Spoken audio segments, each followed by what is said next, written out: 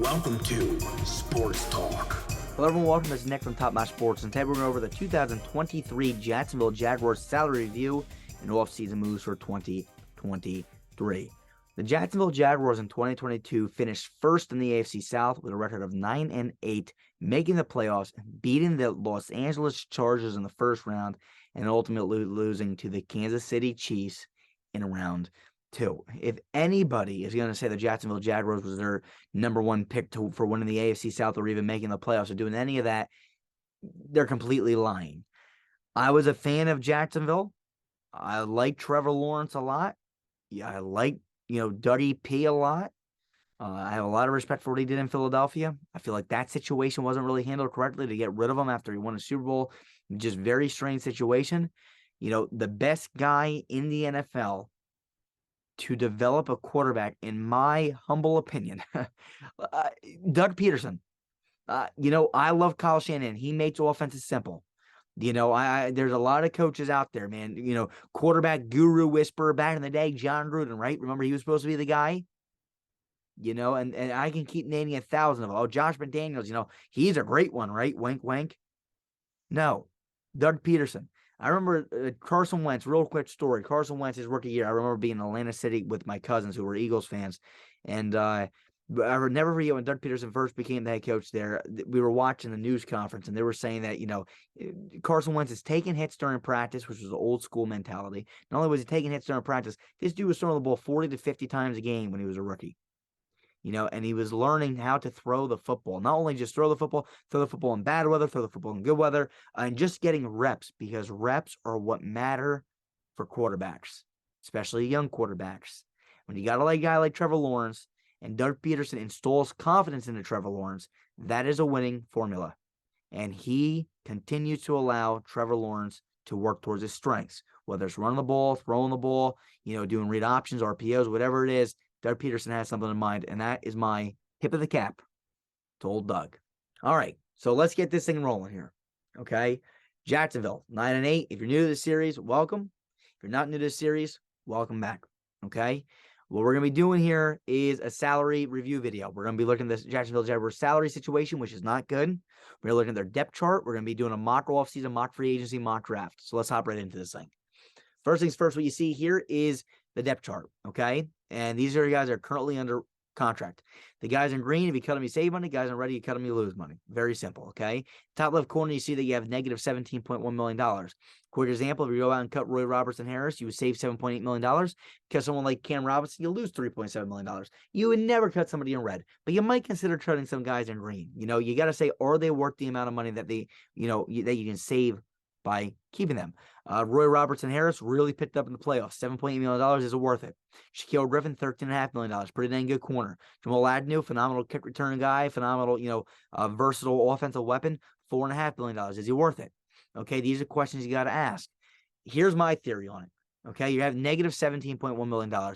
If you were to cut Shaquille Griffin, which you're not going to do, if you were to cut Roy Robertson Harris and Jamal Agnew, okay, you're looking at what? $24 million you're saving. So, add that to negative 17.1, you'd be what? Positive $7-ish million, $6, $7, $8 million in cap space, whatever it may be. That's not worth it. What are you going to do? Make one mediocre signing to cut 3 players?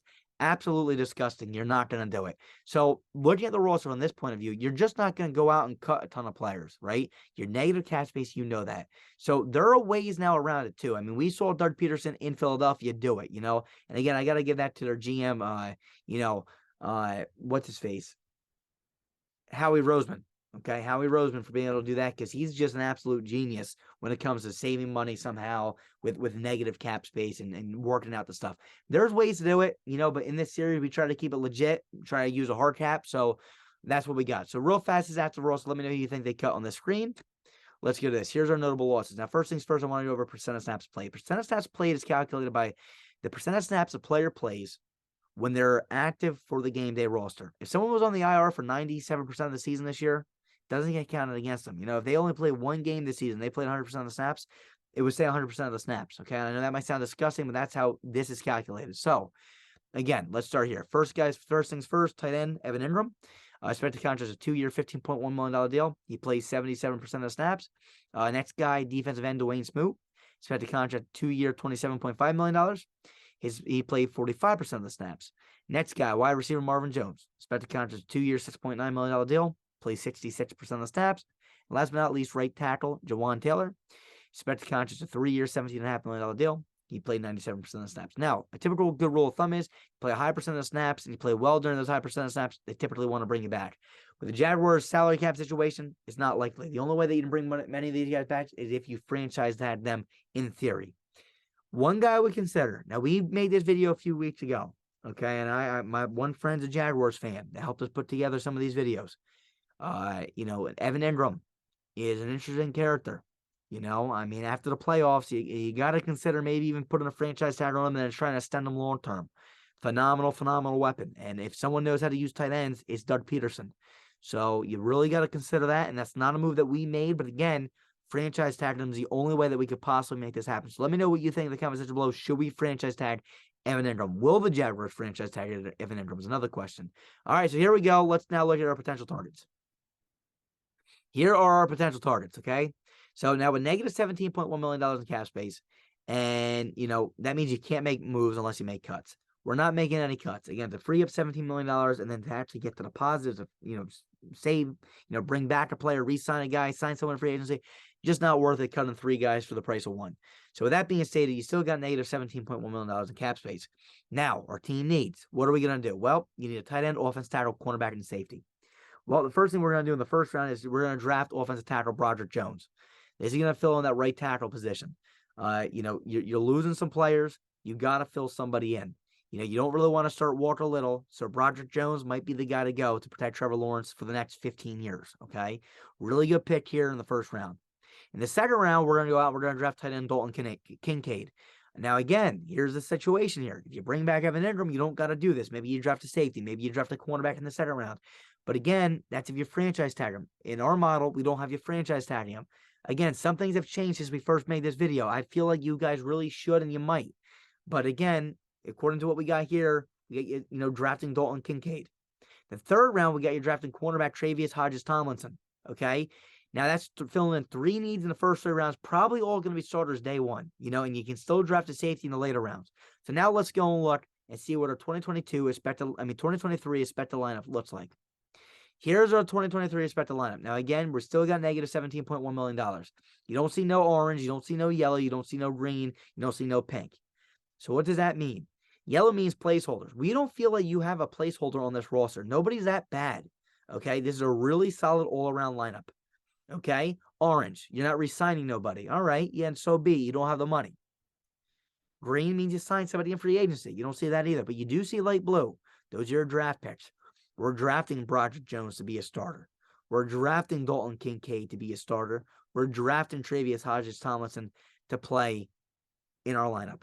Okay? That's 3 solid corners now. Griffin, Hodges-Tomlinson, Tyson Campbell. With the Andre Cisco, who I was a huge fan of when he came out, and Rayshawn Jenkins, who had a phenomenal year. This is a really, pretty much, besides Rayshawn Jenkins, is a very young secondary. You look at your linebacker core. Foyeside Oluokun, one of the most, pure best tacklers in the National Football League. He's decently young. 2 rookies from last year, Chad Muma and Devin Lloyd. I know Dom, our one Jaguars fan that helps us with the channel, big fan of Chad Muma. Everyone was a pretty big fan of Devin Lloyd coming out. You got a young edge rusher in Trayvon Walker, play defensive tackle, edge, linebacker. He can do it all, drop into coverage. I would prefer him an edge rusher, but he can do it all. The versatility is there. Davon Hamilton, an absolute hard in the inside. Roy Robertson-Harris been looking real good this playoffs. Josh Allen coming off the other edge. Really solid lineup here for the Jacksonville Jaguars. You go to the offensive side of the ball. You're bringing in Broderick Jones to shore up that offensive line. Your weapons. Oh, wait. We didn't sign nobody. We didn't re-sign. But wait, that's right. We got Calvin Ridley. We're losing Marvin Jones. You got Calvin for next year. See how he pans out. Really good receiver. You don't have a big guy anymore, but you got a guy. You got, a really good route runner in Calvin Ridley. You got a really nice speed demon route runner in Christian Kirk that can be real, versatile. Zay Jones. I'm a Raiders fan, ladies and gentlemen. I love Zay Jones. He played great for us, too. You got Travis Etienne and Trevor Lawrence. The Clemson connection. Okay? This roster, in my opinion, only going to get better under year 2 under Doug Pederson. Now look, here's what I will say. I feel like I don't know what happened this year to the rest of the AFC South. Here's my prediction going forward.